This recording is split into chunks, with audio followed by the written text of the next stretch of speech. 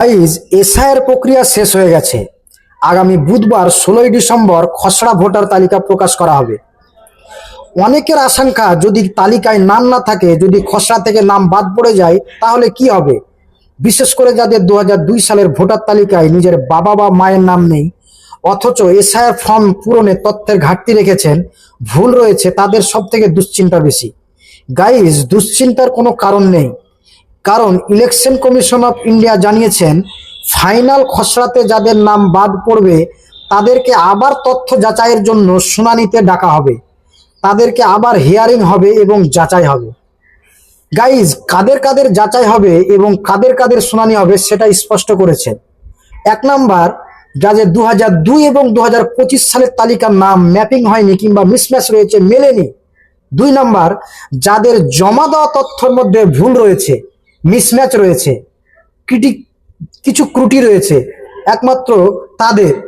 3 number, যারা SIR form 2002 সংক্রান্ত অংশটিকে ঠিকঠাক পূরণ করতে পারেননি, তাদের। গাইজ, যাচাই কিংবা শুনানির ক্ষেত্রে বিএলও নিজে বাড়িতে গিয়ে নোটিশ দিয়ে যাবেন, এই জন্য টেনশনের কোনো কারণ নেই। তাই কাউকে আলাদা করে দৌড়াতে হবে না, কোনো টেনশন নেই।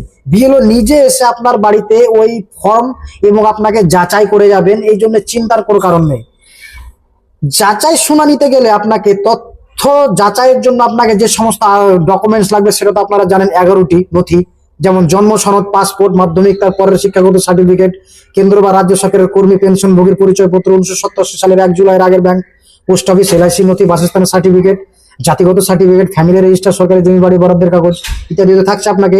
এবং যাদের নামে মিসম্যাচ রয়েছে তারা কোর্ট থেকে ফার্স্ট ম্যাজিস্ট্রেট এফিডেভিট, বংশ তালিকা এবং পুরনো মিসম্যাচের কাগজগুলো রেডি রাখবেন, কারণ বিএলও অফিসার যখন আপনার বাড়িতে আসবে আপনি ওদেরকে ওই তথ্যগুলো দেখাবেন এবং ওখানে যদি আপনি পাস হয়ে যান তাহলে আপনি আবার আরেকটা লাস্ট আবার খসড়া তৈরি হবে যেখানে আপনার বাদ যাওয়া নামগুলো উঠবে।